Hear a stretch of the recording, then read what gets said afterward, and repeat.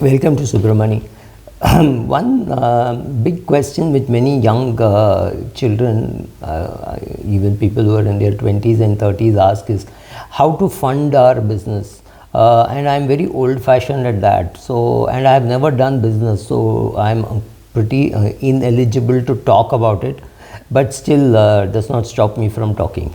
I have never done any business. I've been in the profession of stockbroking, maybe wealth management, any of those things, or training, teaching, but these are professions. This is not something which requires a lot of capital.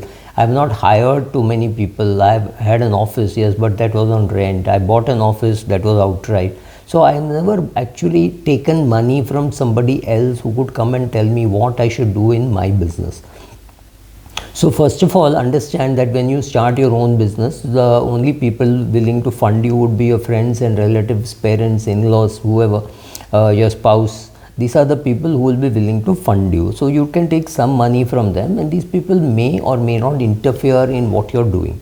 Because they are giving you money not because they think you're a great businessman, but because you're a friend, son, husband, wife, whatever. Therefore, they are giving you money. Having started with that, the most important thing you can do is price your services fairly and not worry about will the client walk away, right? So charging a good price is something which many small businesses can't do or don't do or won't do, whatever reasons. So if you are a young businessman, my first advice would be to make sure that you're charging a right price for the product that you're making. It should take care of care of your raw material costs, your rent costs, your interest costs, your own salary costs, right? You have to attribute some salary to your effort. You take all that into account and make sure that you're pricing yourself very well, so that when you are making a 2 rupee product, at least have the guts to sell it at 4 rupees, 5 rupees, whatever is the price, so that all your costs are covered. Many people, including doctors, etc., don't understand why why hospitals charge. Let's say a hospital has this item which it buys for 5 rupees and it charges you 25 rupees, right? So you think, oh my God, they're making so much money. That's not true. The hospital buys it, puts it in the fridge, then takes it and gives it individually to you, right? So if they have a strip of 10 and they're giving one to you, it does not mean they're going to throw away the others, but that has to be kept back. So then there is a nurse who has to carry it to, or somebody who has to carry it to the nurse will administer it to you.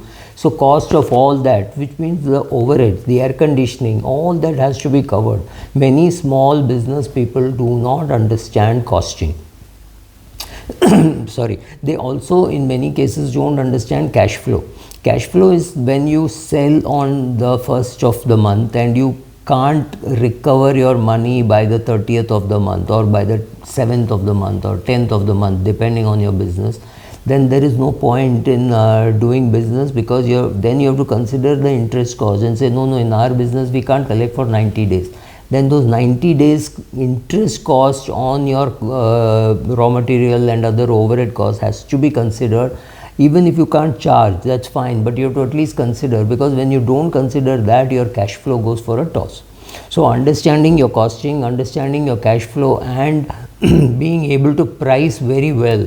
You price a product at 125, then you find a new customer willing to pay 130, then all your customers should start paying 130, unless he's huge or she's huge, and therefore you don't mind doing it a lesser price, or is your first client, so you don't want to change the price. Any of those sentimental reasons are okay, but largely charging a high price or charging a price which covers all costs including margin is important.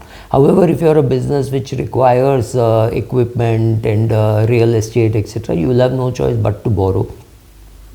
Second is being frugal. As frugal as you are, you will save more and more money and you will have cash in your bank. If you start spending the way you think you're making money, you will get into a mess, right? You cannot afford to be extravagant till you really see the cash lying in your bank account for a long period of time. Otherwise, it could be temporary. You think you got money, suddenly some supplier comes and says this money is overdue, and you make the payment and you find you don't have money. So right, so managing your cash flow, managing your working capital is a very, very important skill, and of course managing your pricing. These few skills are extremely important for you to know how profitable you are and how well you are collecting the cash. And along with this, if you're frugal, largely a business can self-sustain.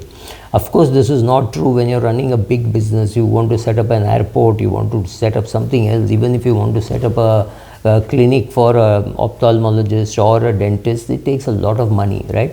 So in such cases, maybe you will have to borrow money. Yes, you go to a banker and the banker will give you 100 reasons why your business will fail, right?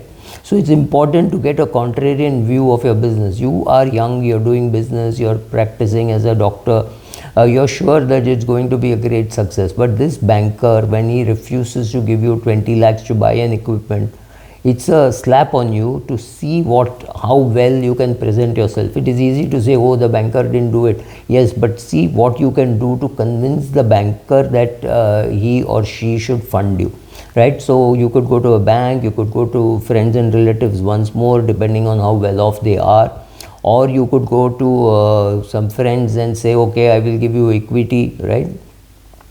So you could do some equity dilution, but remember, equity dilution is the most expensive way of raising money.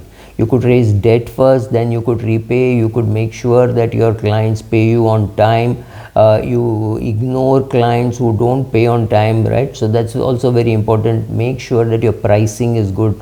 After all this, if you are frugal and you're still not making money, maybe the business model is wrong, maybe you're too early for your market, maybe you're not doing the kind of volumes needed for you to break even and make some extra surplus. So have a look at your business very strongly. Just don't go and sell equity to a private equity person, because he or she may not be, may have some target to meet and say, oh, we have done so much, etc., etc. They may not understand your business the way you think they should. So be careful about all that. Be extremely careful about before taking money from a VC or a private equity guy. Thank you.